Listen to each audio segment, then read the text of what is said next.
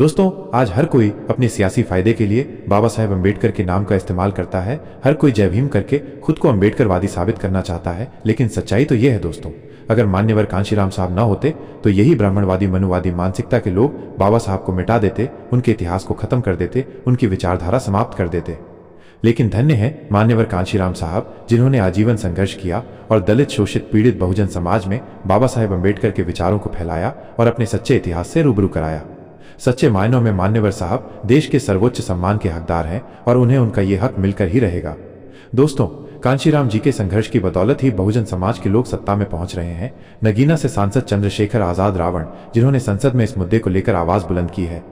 आज हम इसी टॉपिक पर विस्तार पूर्वक चर्चा करेंगे और कांशीराम साहब के जटिल संघर्ष से आप सभी को परिचित कराएंगे।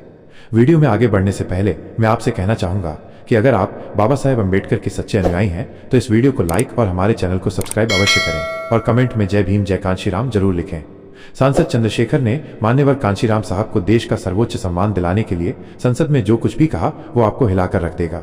दोस्तों, सांसद चंद्रशेखर आजाद के उस बयान के बारे में चर्चा करने से पहले हम आपको मान्यवर कांशीराम साहब के संघर्ष के बारे में बताना चाहेंगे।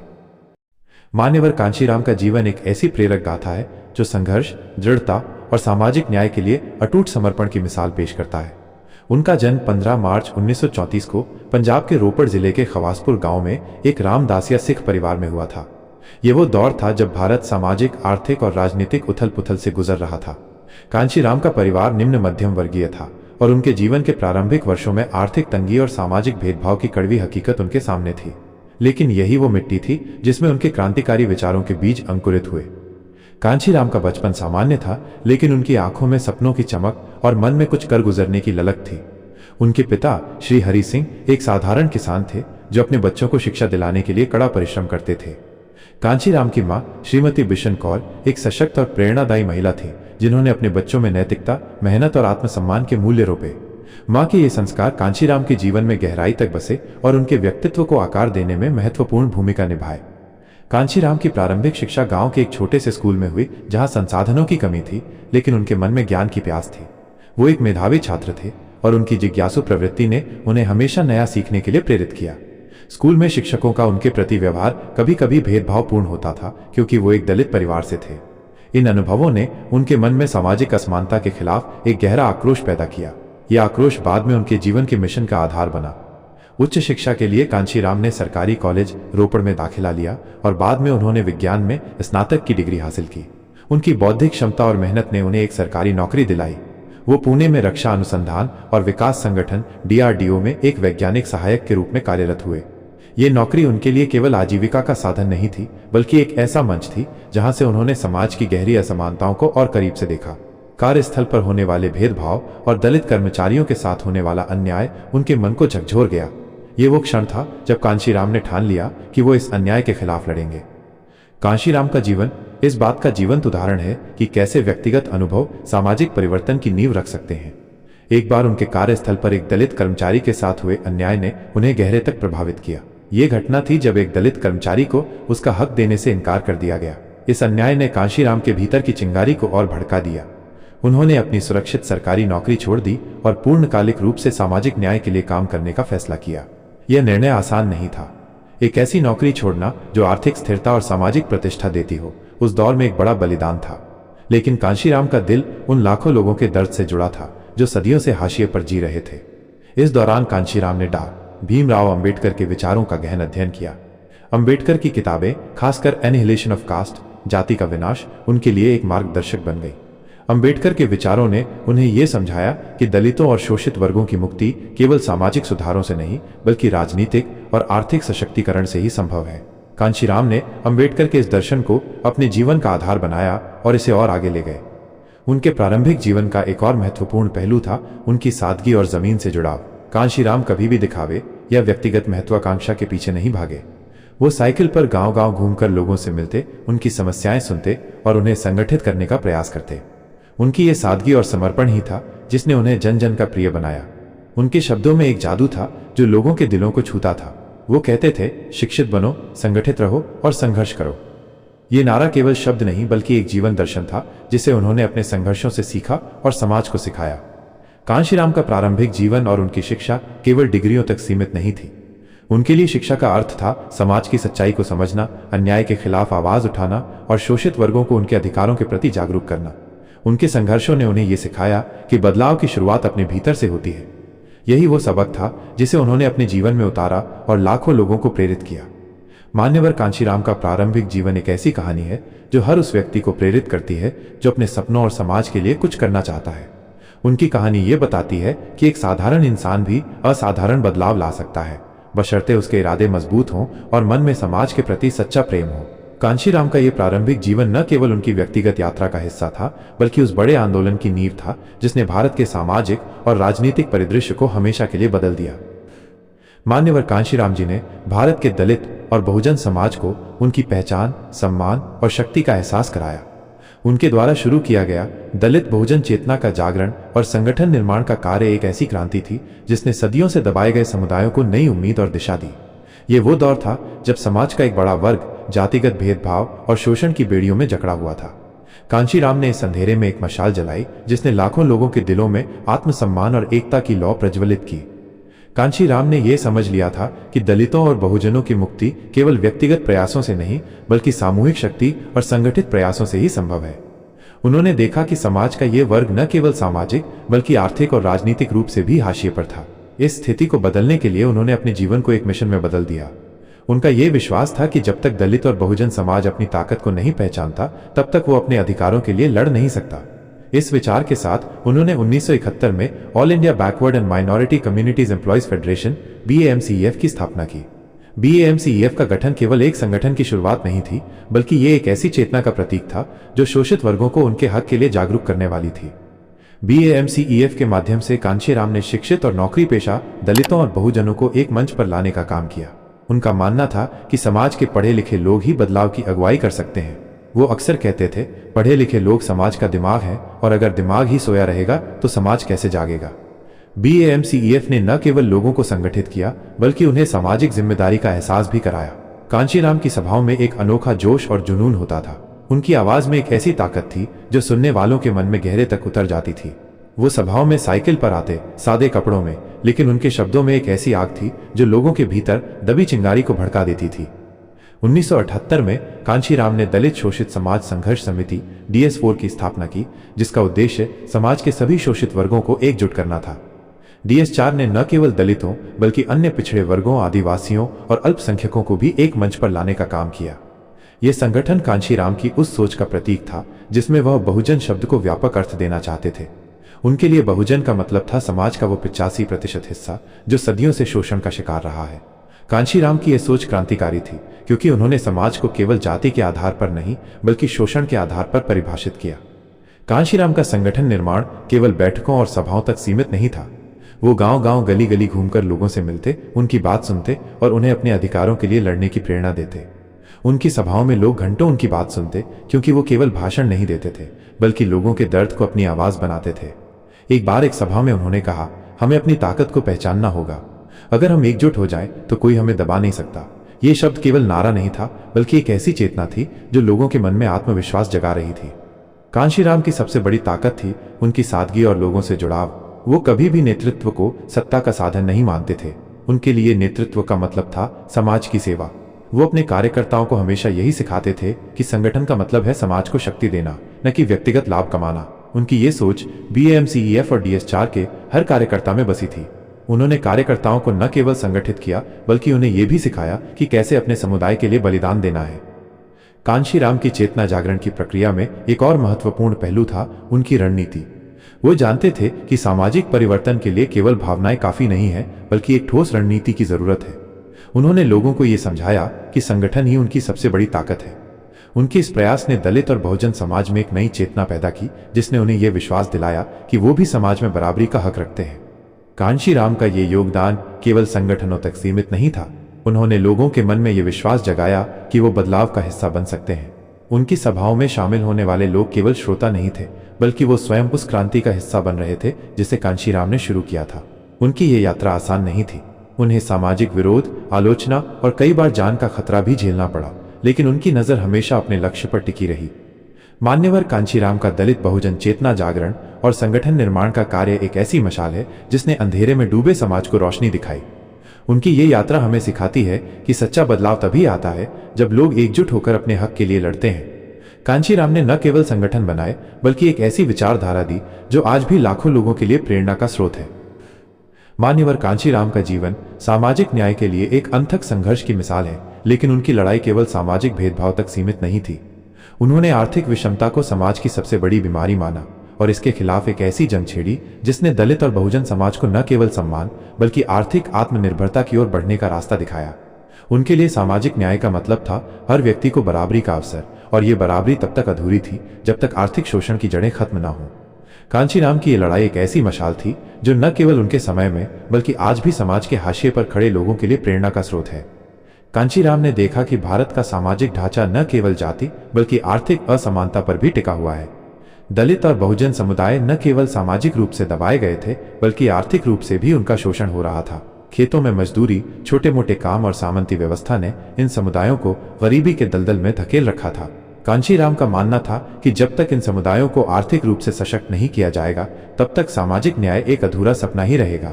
उनकी यह सोच न केवल दूरदर्शी थी बल्कि उस समय के लिए क्रांतिकारी भी थी, क्योंकि अधिकांश आंदोलन केवल सामाजिक सुधारों पर केंद्रित थे, जबकि कांशीराम ने आर्थिक सशक्तिकरण को अपने मिशन का आधार बनाया।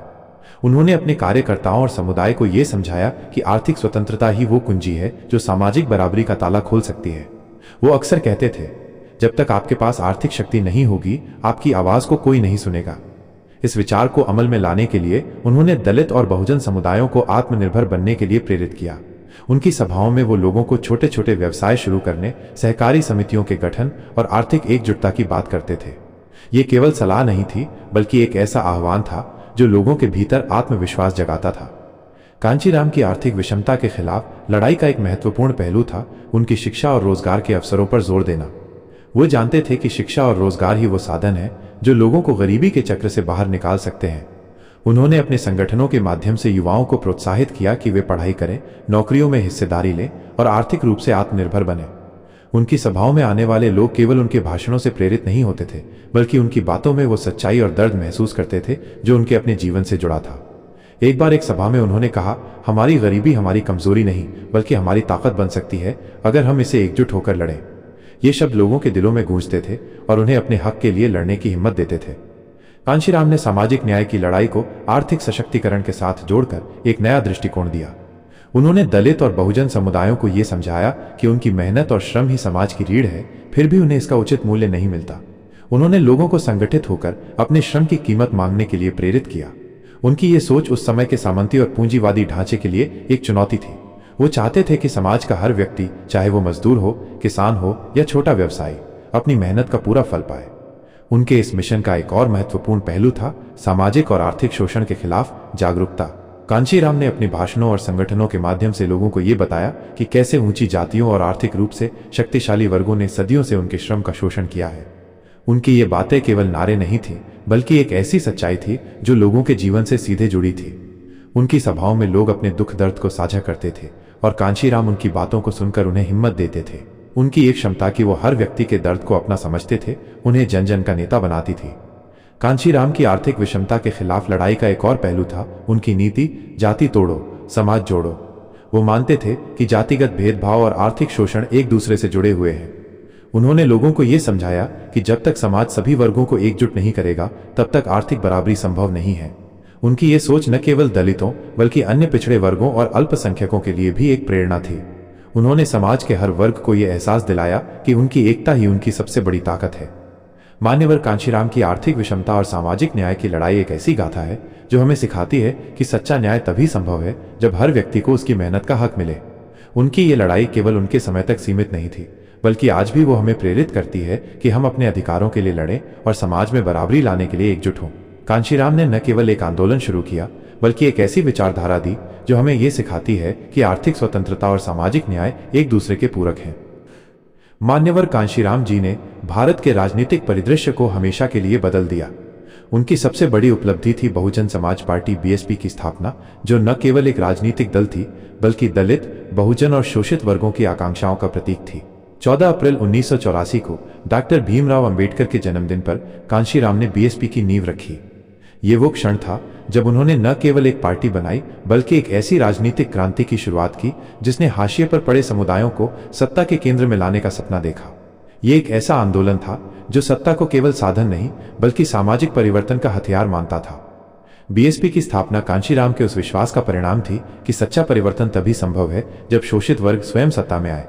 वो मानते थे कि सामाजिक और आर्थिक बराबरी का रास्ता राजनीतिक सशक्तिकरण से होकर गुजरता है।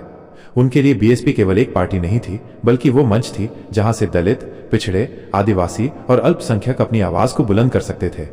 इस मंच ने उन लाखों लोगों को एक नई उम्मीद दी जो सदियों से सत्ता के गलियारों से दूर रखे गए थे। कांशीराम की ये सोच कि वोट हमारा, राज तुम्हारा नहीं चलेगा, न केवल एक नारा था बल्कि एक ऐसी चेतना थी जो लोगों को उनके राजनीतिक अधिकारों के प्रति जागरूक कर रही थी।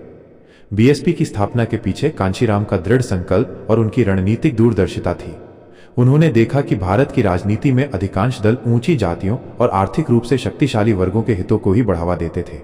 दलित और बहुजन समाज के लिए कोई ऐसा मंच नहीं था जो उनकी बात को सत्ता तक ले जाए। कांशीराम ने इस खाई को पाटने का बीड़ा उठाया।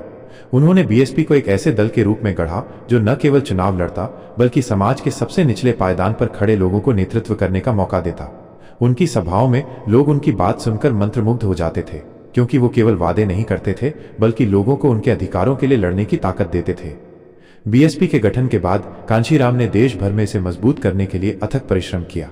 वह गांव-गांव, शहर-शहर घूमे और लोगों को इस पार्टी से जोड़ा।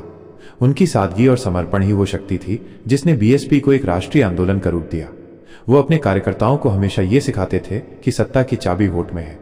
इस विचार ने लोगों के मन में यह विश्वास जगाया कि उनका एक वोट भी समाज को बदल सकता है। कांशीराम की सभाओं में लोग न केवल उनकी बात सुनने आते थे बल्कि वो स्वयं उस क्रांति का हिस्सा बनने को तैयार हो जाते थे। बीएसपी की राजनीतिक क्रांति का एक अनोखा पहलू था इसका प्रतीक हाथी। कांशीराम ने हाथी को पार्टी का प्रतीक चुना क्योंकि ये ताकत, धैर्य और सामूहिकता का प्रतीक था। वो कहते थे, हाथी की चाल धीमी हो सकती है लेकिन वो जब चलता है तो कोई उसे रोक नहीं सकता। यह प्रतीक बीएसपी के मिशन को दर्शाता था, धीरे धीरे लेकिन मजबूती से सत्ता की ओर बढ़ना। इस प्रतीक ने लोगों के मन में एक गहरा भावनात्मक जुड़ाव पैदा किया क्योंकि ये उनकी ताकत और एकता का प्रतीक बन गया। कांशीराम की राजनीतिक क्रांति का एक और महत्वपूर्ण पहलू था उनका नेतृत्व विकास। उन्होंने बीएसपी के माध्यम से न केवल दलितों बल्कि अन्य शोषित वर्गों को भी नेतृत्व के अवसर दिए। उनकी पार्टी में साधारण पृष्ठभूमि के लोग जैसे किसान, मजदूर और छोटे व्यवसायी बड़े नेताओं के रूप में उभरे। ये कांशीराम की वो दूरदर्शिता थी जिसने सत्ता को आम लोगों के हाथों में लाने का सपना देखा। उनकी ये सोच कि हर गांव में एक नेता हो ने बीएसपी को एक जन आंदोलन का रूप दिया। कांशीराम की राजनीतिक क्रांति का सबसे बड़ा प्रभाव उत्तर प्रदेश जैसे राज्यों में देखने को मिला, जहां बीएसपी ने न केवल सत्ता हासिल की बल्कि दलित और बहुजन समाज को एक नई पहचान दी। उनकी रणनीति थी कि वो स्थानीय मुद्दों को राष्ट्रीय मंच पर उठाएं और लोगों को ये विश्वास दिलाएं कि वो सत्ता में हिस्सेदारी ले सकते हैं। उनकी ये लड़ाई केवल चुनाव जीतने तक सीमित नहीं थी बल्कि ये एक ऐसी क्रांति थी जो समाज के हर वर्ग को बराबरी का हक दिलाने के लिए थी। मान्यवर कांशीराम की बीएसपी और उनकी राजनीतिक क्रांति एक ऐसी मशाल है जिसने भारत के हाशिए पर खड़े लोगों को सत्ता के गलियारों तक पहुंचने का रास्ता दिखाया। उनकी ये यात्रा हमें सिखाती है कि सच्चा परिवर्तन तभी संभव है जब लोग अपने अधिकारों के लिए एकजुट हों और सत्ता को अपने हाथों में लें। बीएसपी की स्थापना केवल एक पार्टी का गठन नहीं था बल्कि ये एक ऐसी क्रांति थी जिसने लाखों लोगों के दिलों में यह विश्वास जगाया कि वो भी सत्ता का हिस्सा बन सकते हैं। मान्यवर कांशीराम की विरासत एक ऐसी चिरस्थायी ज्योति है जो न केवल दलित और बहुजन समाज के लिए बल्कि समस्त मानवता के लिए प्रेरणा का स्रोत बनी हुई है। उनकी जिंदगी एक ऐसी मशाल थी जिसने सदियों से अंधेरे में डूबे लोगों के दिलों में आत्मसम्मान की लौ जलाई और उन्हें अपने हक के लिए डटकर मुकाबला करने का जज्बा दिया। 9 अक्टूबर 2006 को भले ही वो इस दुनिया से चले गए, लेकिन उनके विचार, उनके सपने और उनकी लड़ाई आज भी हमारे बीच जीवित हैं जैसे कोई अनमोल धरोहर। ये विरासत केवल अतीत की कहानी नहीं बल्कि भविष्य का वो आलोक है जो हमें सामाजिक न्याय और बराबरी की राह पर चलने का हौसला देता है। कांशीराम की विरासत का सबसे अनमोल रत्न था उनका वो विश्वास जो लोगों को ये एहसास दिलाता था कि वे अपने भाग्य के स्वामी हैं। उन्होंने समाज को ये दिखाया कि अन्याय और शोषण के सामने चुप्पी साधना सबसे बड़ा अपराध है। ये विचार आज भी उन नौजवानों के लिए प्रासंगिक है जो समाज में बदलाव की लहर लाना चाहते हैं। कांशीराम ने कभी व्यक्तिगत शोहरत या सत्ता की लालसा नहीं की। उनका एकमात्र ध्येय था समाज को सशक्त बनाना। उनकी ये निस्वार्थ भावना उनकी विरासत का सबसे चमकदार पहलू है जो हमें प्रेरित करता है कि सच्चा नेतृत्व वही है जो दूसरों को उड़ान भरने के लिए पंख देता है। उनकी विरासत का एक और आकर्षक आयाम था उनकी दूरदर्शी सोच। कांशीराम हमेशा भविष्य को देखकर कदम उठाते थे। वो जानते थे कि सामाजिक परिवर्तन की राह लंबी और कठिन है, जिसके लिए धैर्य और अटूट मेहनत की जरूरत है। उन्होंने अपने अनुयायियों को ये प्रेरणा दी कि बदलाव की राह में बाधाएं आएंगी, लेकिन हार नहीं माननी है। उनकी ये सोच आज के युवाओं के लिए एक चमकता हुआ सितारा है, जो हमें हौसला देता है कि अपने लक्ष्यों से कभी पीछे ना हटे, चाहे रास्ता कितना भी कठिन क्यों ना हो। ये एक ऐसी प्रेरणा है जो हमें हर कदम पर आगे बढ़ने का बल देती है। कांशीराम की विरासत का एक और मनमोहक पहलू है उनकी एकता की भावना। उन्होंने समाज को ये दिखाया कि जब तक हम एकजुट नहीं होंगे, हमारी आवाज सत्ता के गलियारों तक नहीं पहुंचेगी। उनकी ये प्रेरणा आज के दौर में और भी प्रासंगिक है, जब समाज में फूट डालने वाली ताकतें जोर पकड़ रही हैं। कांशीराम की विरासत हमें ये याद दिलाती है कि एकता हमारी सबसे बड़ी ताकत है। उनके द्वारा बनाए गए संगठन और आंदोलन आज भी लोगों को एकजुट होने का जज्बा देते हैं, ताकि वे अपने हक के लिए डटकर मुकाबला कर सकें। ये एकता का वो दीपक है जो कभी बुझने नहीं देना चाहिए। भविष्य की राह में कांशीराम की विरासत हमें ये प्रेरणा देती है कि समाज को शिक्षित और सशक्त करना हमारा कर्तव्य है। वो चाहते थे कि हर व्यक्ति, चाहे वो किसी भी वर्ग या समुदाय से हो, अपने अधिकारों के प्रति जागरूक बने। उनकी यह सोच आज के नौजवानों के लिए एक चुनौती है कि वे कांशीराम के सपनों को नई उड़ान दें। उनकी विरासत हमें ये प्रेरणा देती है कि हमें न केवल अपने लिए बल्कि पूरे समाज के लिए लड़ना है। यह एक ऐसी जिम्मेदारी है जो हमें उनके विचारों को जीवित रखने के लिए प्रोत्साहित करती है। कांशीराम की विरासत ने न केवल नेतृत्व को जन्म दिया, बल्कि एक नई सोच को भी पंख दिए। उनके बाद कई नेताओं ने, खासकर मायावती ने, उनके रास्ते पर चलकर समाज को नई दिशा दी। ये उनकी विरासत की ताकत है कि उनके जाने के बाद भी उनका आंदोलन थमा नहीं। उनकी ये बात की सत्ता वो कुंजी है जो सामाजिक परिवर्तन का ताला खोलती है, आज भी लोगों के दिलों में गूंजती है। मान्यवर कांशीराम की विरासत एक ऐसी चमकती हुई किरण है जो हमें हर कदम पर राह दिखाती है। उनकी जिंदगी एक ऐसी गाथा है जिसका हर पल हमें संघर्ष, समर्पण और साहस की प्रेरणा देता है। वो हमें ये दिखाते हैं कि अगर हम अपने लक्ष्य के प्रति सच्चे हैं तो कोई भी ताकत हमें रोक नहीं सकती। उनकी ये विरासत भविष्य की पीढ़ियों के लिए एक चमकता हुआ आलोक है जो हमें सामाजिक न्याय और बराबरी की राह पर चलने का हौसला देता है। ये एक ऐसी ज्योति है जो हमेशा जलती रहेगी, हमारे दिलों को रोशन करती रहेगी। अब हम आपको भीम आर्मी के राष्ट्रीय अध्यक्ष नगीना से सांसद चंद्रशेखर आजाद के द्वारा संसद में किए गए ऐतिहासिक ऐलान के बारे में बताएंगे। नगीना से सांसद चंद्रशेखर आजाद रावण ने संसद के पवित्र मंच से एक ऐसी आवाज बुलंद की जो न सिर्फ लाखों दिलों की धड़कन बनी, बल्कि सत्ता के गलियारों में बिजली की तरह कौंध गई। उन्होंने गर्व और जोश के साथ कहा, मान्यवर कांशीराम ने सामाजिक, आर्थिक और राजनीतिक परिवर्तन के लिए अपना संपूर्ण जीवन समर्पित कर दिया। अब सरकार को और देर नहीं करनी चाहिए, उन्हें भारत रत्न से सम्मानित करना होगा। ये मांग सिर्फ शब्दों का जाल नहीं थी, बल्कि एक ऐसी पुकार थी जो हर उस इंसान के दिल को छू रही थी जो बराबरी और न्याय के सपने को सच करने के लिए जूझ रहा है। चंद्रशेखर ने भाजपा पर तीखा तंज कसते हुए कहा कि सरकार उनकी विरासत को जानबूझकर अनदेखा कर रही है। ये तंज उस गहरे दर्द और गुस्से का प्रतीक था जो तब उमड़ता है जब एक ऐसे नायक को सम्मान से वंचित रखा जाता है जिसने समाज के लिए अपनी जिंदगी का हर पल न्यौछावर कर दिया। चंद्रशेखर की ये बात संसद की दीवारों को तोड़कर हर उस शख्स तक पहुंची जो अन्याय के खिलाफ सीना ताने खड़ा है। उनकी आवाज में वो आग थी जो दिलों को झकझोर देती है। उन्होंने कहा, मान्यवर कांशीराम ने सामाजिक, आर्थिक और राजनीतिक परिवर्तन के लिए अपना संपूर्ण जीवन समर्पित कर दिया। ये शब्द सिर्फ एक मांग नहीं थे, बल्कि उस जज्बे को फिर से जगा रहे थे जो समाज के सबसे कमजोर लोगों को उनका हक दिलाने की जंग में था। चंद्रशेखर ने भाजपा की चुप्पी पर कड़ा वार करते हुए कहा कि उनकी ये अनदेखी सिर्फ एक इंसान का अपमान नहीं, बल्कि उस पूरे आंदोलन का तिरस्कार है जो समाज में बराबरी की नींव डालने के लिए लड़ा। ये बात उस दोहरे चरित्र को बेनकाब करती है जो भाजपा अपने समावेशी होने का दावा करते हुए दिखाती है, लेकिन हकीकत में उन नायकों को भुलाने की कोशिश करती है जिन्होंने समाज को नई दिशा दी। संसद में चंद्रशेखर ने अपनी बात को और बल देते हुए कहा, मान्यवर कांशीराम ने सामाजिक, आर्थिक और राजनीतिक परिवर्तन के लिए अपना संपूर्ण जीवन समर्पित कर दिया। यह शब्द एक ऐसी मशाल थे जो न केवल कांशीराम की विरासत को रोशन कर रहे थे, बल्कि सरकार की उस उदासीनता को भी उजागर कर रहे थे जो इस विरासत को सम्मान देने में कंजूसी कर रही थी। उन्होंने भाजपा पर तंज कसते हुए कहा कि उनकी ये अनदेखी उन करोड़ों लोगों के प्रति बेइंसाफी है जो इस विरासत से हौसला लेते हैं।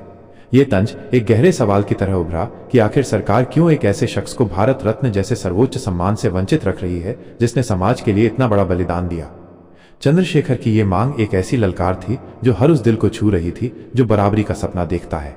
उन्होंने कहा, मान्यवर कांशीराम ने सामाजिक, आर्थिक और राजनीतिक परिवर्तन के लिए अपना संपूर्ण जीवन समर्पित कर दिया। ये शब्द उस दर्द को बयान करते थे जो तब महसूस होता है जब एक ऐसे नायक को उचित सम्मान नहीं मिलता जिसने समाज के लिए सब कुछ समर्पित कर दिया। चंद्रशेखर ने भाजपा की आलोचना करते हुए कहा कि उनकी ये अनदेखी उस विचारधारा के खिलाफ है जो समाज के हर तबके को बराबरी का हक दिलाने के लिए थी। यह आलोचना सिर्फ एक राजनीतिक बयान नहीं थी, बल्कि उस गहरे आक्रोश की अभिव्यक्ति थी जो तब उभरता है जब सत्ता अपने ही समाज के सच्चे नायकों को भुलाने की कोशिश करती है। चंद्रशेखर की यह अपील संसद में एक ऐसी लहर थी जो सरकार से यह सवाल करती थी कि आखिर वो कब तक ऐसे नायक को सम्मान देने से हिचकेगी। उन्होंने भाजपा पर तंज कसते हुए कहा कि उनकी ये अनदेखी उस आंदोलन को कमजोर करने की कोशिश है जो समाज के सबसे कमजोर लोगों को सशक्त बनाने के लिए था। चंद्रशेखर ने कहा, मान्यवर कांशीराम ने सामाजिक, आर्थिक और राजनीतिक परिवर्तन के लिए अपना संपूर्ण जीवन समर्पित कर दिया। यह शब्द न केवल कांशीराम की विरासत को सम्मान देते थे, बल्कि सरकार की उस नीति को भी चुनौती देते थे जो ऐसी महान हस्तियों को भुलाने की कोशिश करती है। चंद्रशेखर की ये मांग भारत रत्न को सिर्फ एक पुरस्कार नहीं, बल्कि एक विचारधारा का प्रतीक बनाती थी। उन्होंने भाजपा की उदासीनता पर प्रहार करते हुए कहा कि ये अनदेखी उस आंदोलन के खिलाफ है जो समाज में बराबरी और न्याय की स्थापना के लिए था। यह आलोचना उस दर्द को बयान करती थी जो तब महसूस होता है जब एक ऐसे शख्स को सम्मान से वंचित रखा जाता है जिसने समाज के लिए अपनी जिंदगी का हर लम्हा समर्पित कर दिया। चंद्रशेखर ने कहा, मान्यवर कांशीराम ने सामाजिक, आर्थिक और राजनीतिक परिवर्तन के लिए अपना संपूर्ण जीवन समर्पित कर दिया। ये शब्द उस जुनून को फिर से जगा रहे थे जो समाज में बदलाव की लहर लाने के लिए था। चंद्रशेखर की यह पुकार सिर्फ एक सांसद की मांग नहीं थी, बल्कि उन करोड़ों लोगों की आवाज थी जो कांशीराम की विरासत से प्रेरणा लेते हैं। उन्होंने भाजपा की अनदेखी को एक गहरे सामाजिक अन्याय के रूप में पेश किया। उनकी ये बात कि सरकार को अब और देर नहीं करनी चाहिए एक ऐसी चुनौती थी जो सरकार से ये सवाल करती थी कि आखिर वो कब तक ऐसे नायक को सम्मान देने से हिचकेगी। चंद्रशेखर ने कहा, मान्यवर कांशीराम ने सामाजिक, आर्थिक और राजनीतिक परिवर्तन के लिए अपना संपूर्ण जीवन समर्पित कर दिया। ये शब्द न केवल उनकी विरासत को सम्मान देते थे, बल्कि हमें यह हौसला भी देते थे कि हमें उनके सपनों को सच करने के लिए आगे बढ़ना होगा। चंद्रशेखर की ये मांग एक ऐसी मशाल है जो कांशीराम की विरासत को जिंदा रखती है। उन्होंने भाजपा पर तंज कसते हुए कहा कि उनकी ये अनदेखी उस विचारधारा के खिलाफ है जो समाज के हर तबके को बराबरी का हक दिलाने के लिए थी। ये अपील एक ऐसी ज्योति है जो हमें ये याद दिलाती है कि सच्चा सम्मान वही है जो समाज के सबसे कमजोर लोगों की आवाज को बुलंद करता है। चंद्रशेखर ने ठीक ही कहा, मान्यवर कांशीराम ने सामाजिक, आर्थिक और राजनीतिक परिवर्तन के लिए अपना संपूर्ण जीवन समर्पित कर दिया। ये शब्द उस आग को फिर से प्रज्वलित करते हैं जो समाज में बदलाव की लहर लाने के लिए थी। दोस्तों, ये वीडियो आपको कैसा लगा हमें कमेंट में जरूर बताएं। वीडियो देखने के लिए तहे दिल से शुक्रिया।